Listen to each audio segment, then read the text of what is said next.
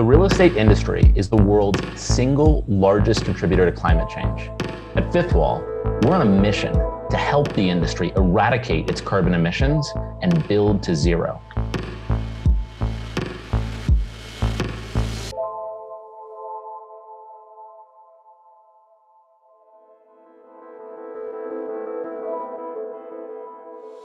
Joel, thank you so much for joining. It's a pleasure to have you and to have the opportunity to have this conversation. Okay. Thanks for inviting me, Brendan.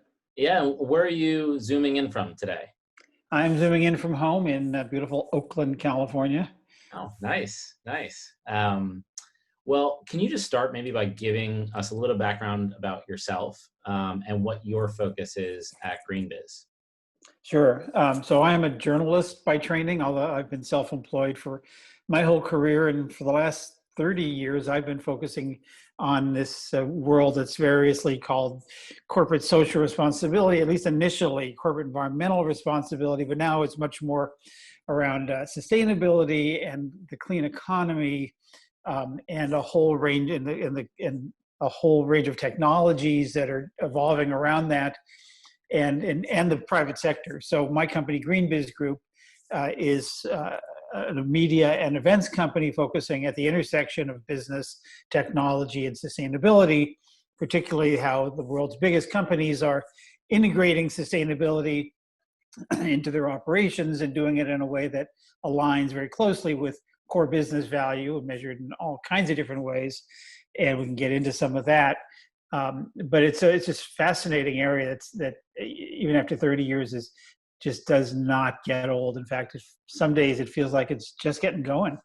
Yeah, I think it's kind of just getting going, at least in the real estate industry. And I'm curious, as someone who has had such a prolific and an influential voice in the sustainability movement for 30 years, how have you seen businesses like large corporations reacting to sustainability, and how has that changed in particular in the last 10 years? Well, it's one of the great untold stories in business. I mean, it's told in the business press, but not very well. It's usually, in around sort of doing less bad or greening up your image and things like that. But it's amazing what's happened in the past 10 years, even the past 5 years, even this year, and amidst everything that's going on in the economy and in the world and society, how much of this is moving ahead. I mean, basically, we've sort of flipped the script, Brendan, from going from an era of how to do less bad, how to emit less and waste less, and use fewer polluting technologies and materials and things, to doing the right thing, to doing well by doing good, to greening the bottom line, to now we're at a point where it's not just enough for companies and projects to be better or to be green or to be sustainable. It's now about being restorative and regenerative. And so and these aren't just woo-woo words that we utter here in California.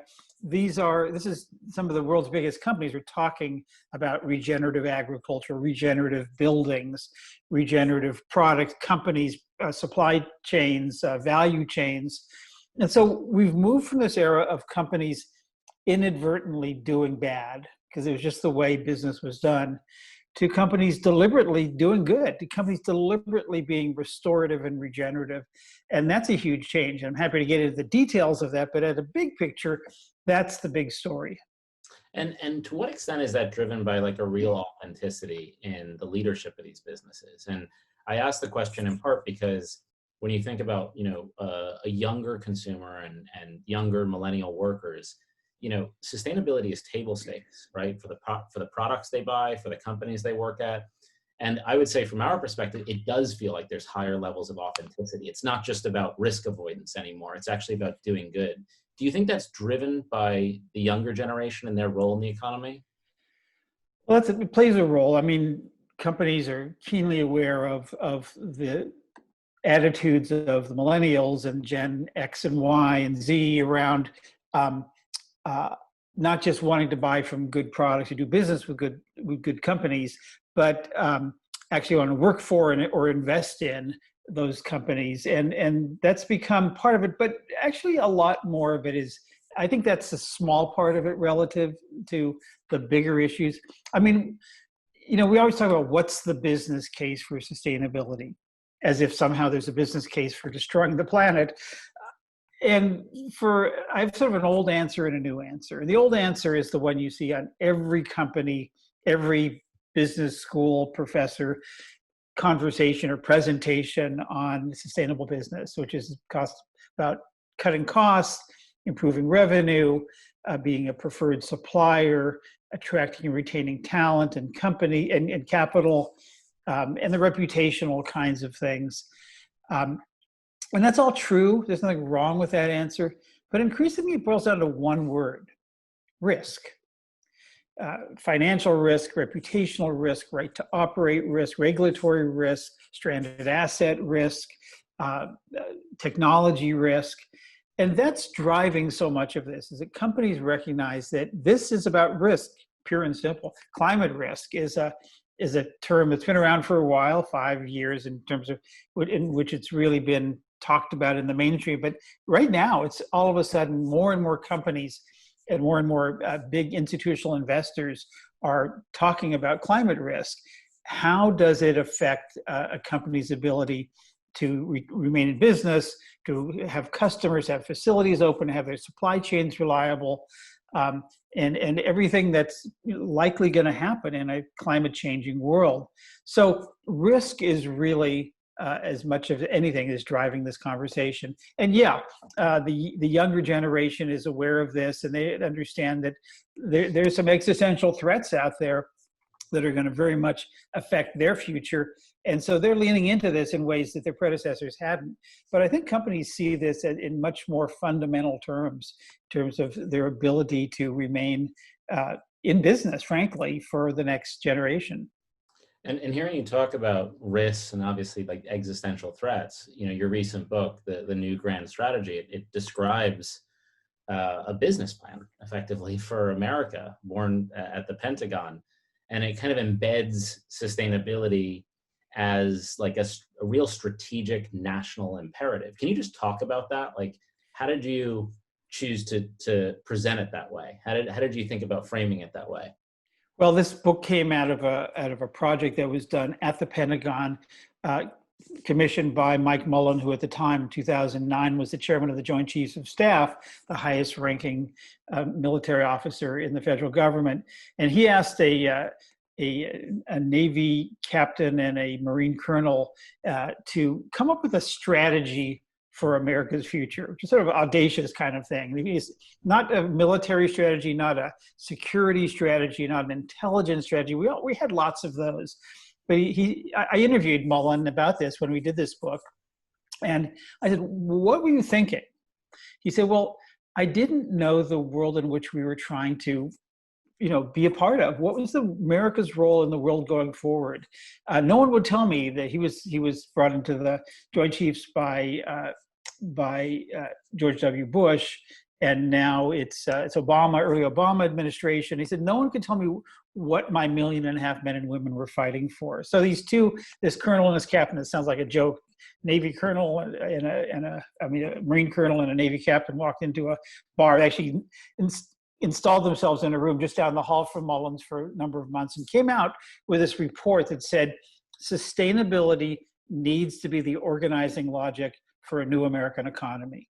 And it called for dusting off something called grand strategy, which is something that America has done at critical times in its history to take on the big existential challenges of the time, fighting fascism in World War II, or containing the communist threat after the war and into the 60s and 70s. And so the question was, well, what is the big existential threat now?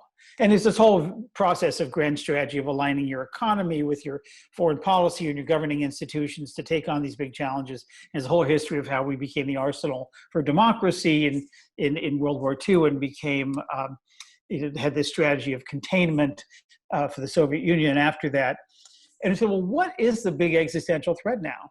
And it's something called global unsustainability, which is about 3 billion people coming into the global economy, knocking on the door of the middle class. It's about our shaky infrastructure and supply chains, and which we're seeing now, and how, you know, you can get knocked off that pretty quickly by one serious event, or even lots of smaller ones. And other things we talked about, and that will, you know, how do you leverage what America has done in the past, leaning on its economy and the private sector to drive America's, to make America what it was in the past, which is this beacon of hope and stability in the world. And so we came up with this plan, and it was born out of the one that was done for the Pentagon and developed in a book form, that's taking on three massive pools of demand. That's always about fulfilling the biggest pools of demand. And the biggest pools of demand are walkable communities, regenerative agriculture, and resource productivity. And we'll go into all of that right now, except to say that this book was actually written in 2015. I think it came out in 2016, before the current administration, before climate had become what it had become, certainly before the pandemic. And it's you know, it did not become part of the discourse in the 2016 election. That discourse turned out to be different than the typical election cycle. But the fact is, it's as relevant now as ever. In fact, maybe even more so, given all that's happened. Yeah, I think that's totally true. And to some extent, it feels like the pandemic itself has given the US and the world this glimpse into what's possible, right? You saw cleaner air in China, you saw cleaner air in Los Angeles, but now we're in this twilight where it feels like we're transitioning back to work. We're trying to get back to normalcy. We're trying to get back to the habits we had before, but in some ways we're not questioning whether those habits will lead to the same outcomes, which of course they will. How do you think we make people realize that the slight aperture that we got to see of what a cleaner planet might look like, how do we make that persist, and how do we make that endure in a post-COVID world? Well, it's not just that, Brendan. It's not just that we saw cleaner air. It's actually a much more fundamental connection between the pandemic and climate change, which is about, and even the racial injustice, the social justice movement. It's about individual responsibility, but collective action. It's about understanding that early action can stave off problems later on. It's about understanding that these are fundamental shifts in how we think about our world, not just quick policy changes or, you know, a few fancy slogans. It's really understanding that there's some structural things that need to be fixed. That's true of the pandemic. It's certainly true with climate change. It's definitely true with the social justice movement. And so I think we're starting to see how we think about problems and how we take on problems at the scale, scope, and speed that we address these things needs to change. It needs to shift fundamentally if we're going to take on some of these big environmental and social and ultimately economic challenges that are in front of us. And that comment about preemptive action seems so appropriate, right? Because there is this similarity between a pandemic and climate change, in the sense that these are gigantic collective action problems where the inability to all act together is to the diminution of everyone, right? And so we want to act together, but the time horizons are quite different, right? The speed with which no one had heard about COVID until their lives were impacted by it was, you know, maybe months effectively. Whereas in climate change, we've known about this for years, decades now, and yet the actual effects we're seeing the beginning of, but it's not crystal clear, I think, at least to some people, how pernicious these can be on our economy. And how do you think about like drawing conclusions from what we've seen in the pandemic, our response to the pandemic, some of the failures of those responses, and applying them to climate change? Well, it's a big question, a big challenge. I mean, we have this tendency recently in the United States of politicizing almost everything. And when you politicize almost everything, you immediately become hyper-partisan, and it become these two sides with maybe a little room in the middle, a few people who aren't sure, aren't decided, or just not aware. And And that's a big challenge with climate change. It became a political thing. It shouldn't be. It's a public health issue. It's an economic issue. It's increasingly a food issue, water issue, housing issue, and so and equity and fundamental fairness issue. As always, those most impacted, as they are with COVID, are those at the bottom of the economic ladder, the most vulnerable communities, frontline communities, as they're called, that are on coasts, or as we're seeing at the time we're talking now, it's we've just had these hurricanes in Laura and Marco in the southern United States, and we've seen what's happened in Louisiana and parts of Texas, and who's most impacted there. Yeah, it's very similar. You know, we have to flatten the curve. You know, the earlier you take action, but we have to get past this fundamental nature of it. And I think we're starting to see how the political nature is hindering our ability to address it. Where this becomes impactful is when it gets personal. Same with COVID. When climate change gets personal, when we start to see more and more people displaced because of the other thing going on, are the wildfires not that far from me here in California. And you know, more and more of that's no longer a rarity. That's almost an annual event. The hurricanes, obviously, the impact on farmers of droughts or floods in the Midwest US. And the more personal it gets, I think the more people are going to be climbing. The problem is, we've seen this with COVID, by the time it gets personal, it's almost too late. Yeah. So there we are. I mean, and I hate to say too late because it makes it sound like, well, there's nothing we can do, so we should just enjoy the ride, you know, eat dessert first and all that good stuff. But it's not too late. I think what's now is, and is true with the pandemic, is the question is not whether it's going to happen, but how bad is it going to get? With the pandemic, it turned out to be pretty bad. And with climate change, all those votes aren't in yet. We still have an opportunity to make it less bad, but it's still going to get fairly bad. I mean, the science tells us that, the evidence tells us that. So that's the question: is how bad does it have to get, Brendan, before people say, "Oh my God, we need to do something"?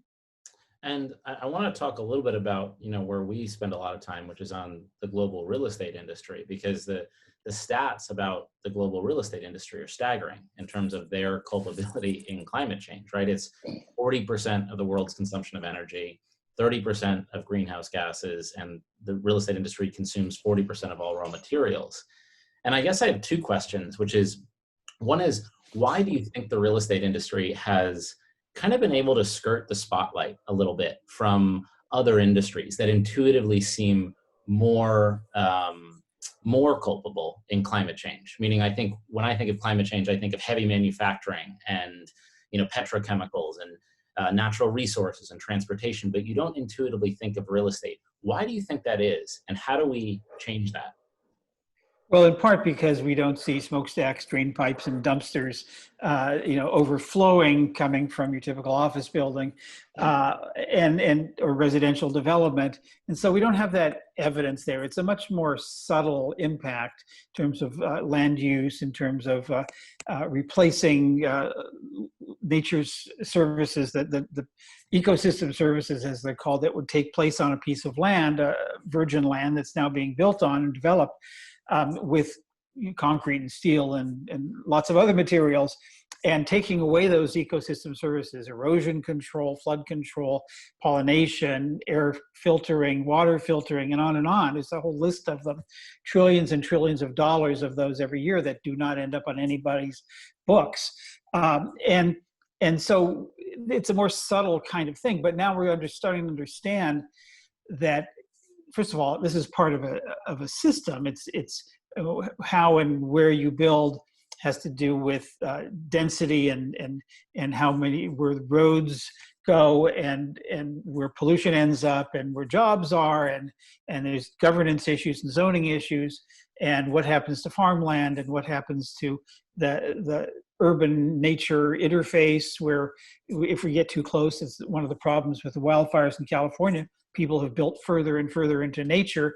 All of a sudden, nature's saying, "Wait a minute here, we have a say in this." And nature's, you know, doing what nature has always done, but now it's doing it where there are people living and companies and whole towns. And so Yeah, I think that's the reason it hasn't been at the forefront is we don't look at an office building and we may see all the lights on at night and wonder why are they wasting all that energy? But that's about as bad as it gets. And we don't, and we just say, well, that's money. They're just wasting money. It's not really affecting us. But increasingly, we're starting to connect those dots better, and we're starting to see how these things are happening. And from the financial point of view, from the REIT point of view, from the investment point of view, we're starting to see, well, this again goes back to my one word: risk. Where are you building? Is it on a floodplain, a fire zone, earthquake? Where, what's the impact of that? Do we need to be building there, or should we not be building there? What should we be doing? What about these new planned communities? They're good, but there may be some zoning things that are perverse that may get in the way of building the small, dense residential and commercial communities and walkable communities that people want. And so we're starting to look at this in some new ways through the lens of sustainability. And again, sustainability is not just about the environment, it's about social equity and fairness and social cohesion, as well as the economy. And how all those come together in real estate is a really fascinating and growing part of the conversation. It is, and it almost feels like, to some extent, one of the biggest culprits is hiding in plain sight, right? It's this contributor that you don't really see. And it feels a bit like in the last like decade, a combination of all these three forces have kind of thrust the real estate industry into the spotlight now, which is capital markets. As you put it, risk is a huge driver, and allocators of equity and debt capital and insurance money is saying, we will preferentially deploy capital to lower no carbon impact real estate for good reason, right? It reduces the risk. You're also seeing it from tenants, right? So especially these large progressive tenants like Google and Netflix, they're saying, we won't lease space from you if you don't adhere to these criteria. And you're also seeing it from regulators, right? What you saw in New York and Los Angeles, these new carbon neutrality laws. And what's interesting is, what we've seen a lot of real estate owners do is they come out with these bold, grand statements that, oh, we're net zero, right? But what that actually means is you bought a bunch of carbon offset credits, right? You're putting just as many emissions into the environment as you were before you did this. It's like I think about it as the sustainability equivalent of corking your bat, right? In baseball. It's just it's not really achieving what you're purporting it to achieve, or it's a cheap, kind of shoddy trick. Corking your bat is illegal. I don't think that offsets aren't illegal, but they're just they're not as, if you're trying to impact change and not just, check a box, they're not the right way to go. Exactly. And to some extent, I do think about that in that real estate owners are saying this, and I think people are very quick to say, oh, well, this owner is, net zero from a carbon impact perspective. Right. But it's not true. What are the questions that consumers, homeowners, CEOs should be asking of landlords to really get to the truth of how much their real estate landlord or their real estate owner or their real estate developer truly cares about reducing the impact of that asset on the environment? Yeah, I don't know that there's any one question, because these are very complicated things. It sounds simple when you can talk about it, and I think of the offset thing as just writing a check to buy absolution. You haven't changed anything; it's just that now you're writing a check and you're somehow absolved of everything you do. I don't think consumers, maybe some tenants, are really asking those questions. And I don't know that it's their job to do that, Brendan. I think that this needs to be, again, on the investor side, really need to be driving this and saying, because there are standards there's some net zero coalitions of companies. And now that net zero, frankly, a term that was barely used even a year or two ago, is now like one of those words, and they come around where everybody's using them. Carbon neutral was one version of that. Zero waste in a different realm is another one of those. And all of a sudden people say, okay, well, everybody uses it. And all of a sudden someone says, well, you're not all using it the same way, or you're actually being deceptive in the way you use it. So there's usually some activists or some investors or some coalitions of both, maybe even some regulators at the state or local level, who say, wait a minute now, if you're going to say net zero, you're going to have to meet some criteria. First of all, you're going to have to actually make an effort to reduce the emissions, not just quantify them and then write the check for the offsets, saying, okay, someone's, been doing something over here that's going to make it okay for me to continue doing what I'm doing right here. But also, how much are you reducing over what period of time? What's your ambition? What are the goals and timetables? What are the commitments you're making? And also, is that just in the operations, or is that in the building itself, particularly with new construction or retrofits? And so I think we're going to start to see some questions. I don't know what those are going to be, because I can only hint at how they've evolved in other sectors.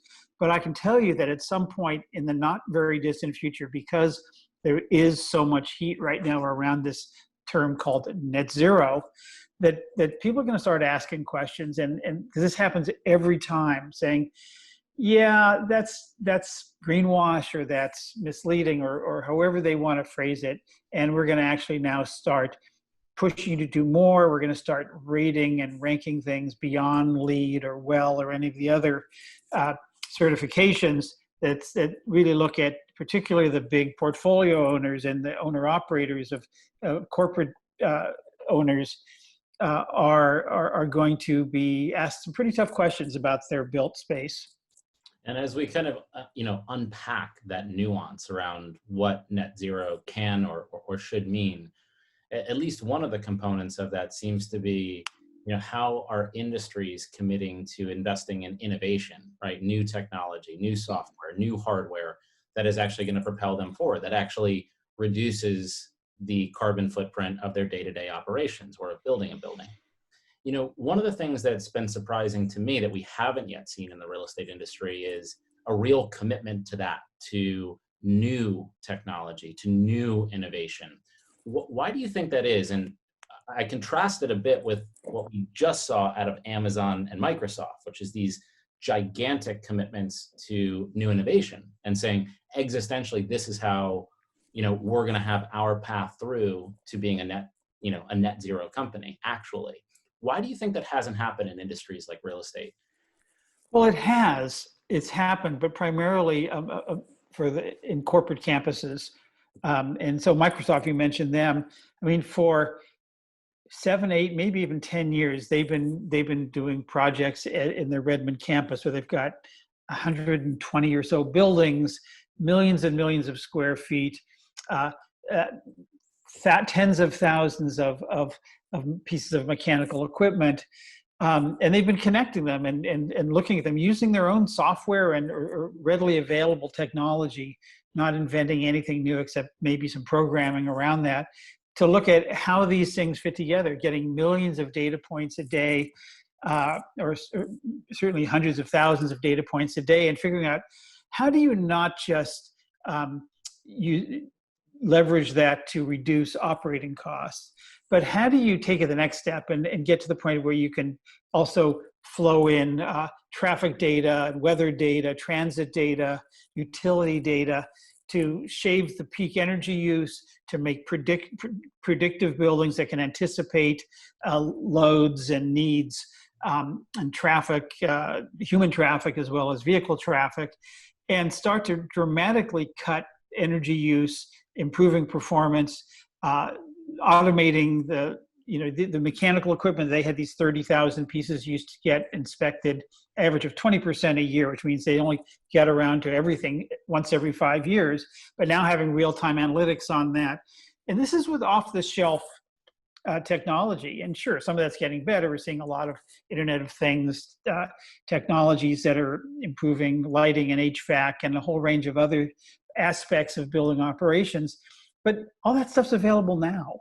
It's not going to take a lot of new stuff. But the question is, what is it going to take for owners and landlords to get in and start to deploy this stuff in the near future? What do you think it is? I'm curious. Like, what do you think what is that compelling force? Because we just haven't seen it. Like, we do see it on the tenant side, right? You see it from tenants like Microsoft, you said, but we haven't seen it from landlords. And part of it is this reticence to do anything new, right? We in some ways, Fifth Wall has always struggled to get corporates in the real estate industry, to embrace change and to embrace innovation. what do you think that compelling hook or narrative can be that drives that change? Yeah. Well, it's harder to embrace change when you're building something with a 50-year lifespan. Right. And so, as opposed to a widget. To some But extent, look, it's almost more imperative that you do, right? Because you have such longevity to the asset that functional obsolescence, either from a practical standpoint or from a sustainability standpoint, is very real if you build yeah. the wrong way. Yeah, no question. Look, Brendan, it's always carrots and sticks, fear and greed. One of those two things is always going to drive. So, Right. so greed, can I make more money doing this? Can I either save money or charge more rent or whatever it is, or reduce turnover or some metric that matters to me? Fear, am I going to lose tenants? Am I going to start to be subject to attention I don't want? Are there going to be regulatory? Is it fear of regulation that if I don't do this, there will be laws that requiring me to do it, and maybe not the way or in the same way that I would have done it on my own? So that's the question. Are we going to be rewarding, in somehow, whether it's in financial terms or regulatory terms or commercial terms, the ones that the early adopters and the ones that are proactive?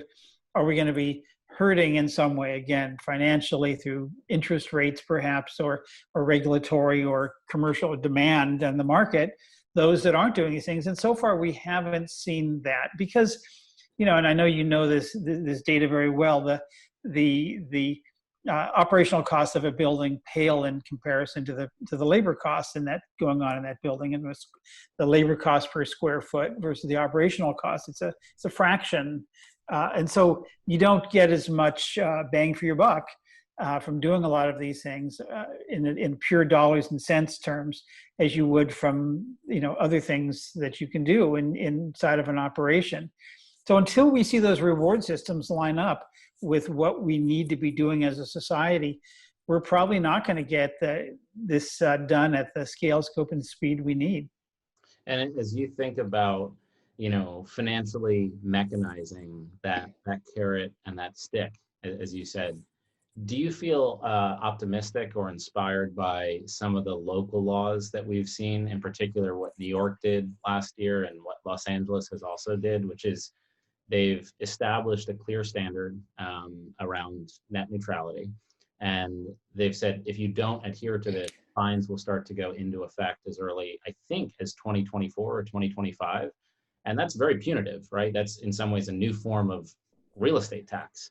Do you think that is the mechanism that you would lean into, or do you think there's other ways that you're more optimistic about? Well, we don't know how those are going to work yet, so it's hard to predict that. I think every community or jurisdiction needs to find its own solution set. That what works in New York and LA may not work in Topeka and in even smaller towns on the coast. And so we have to see what works.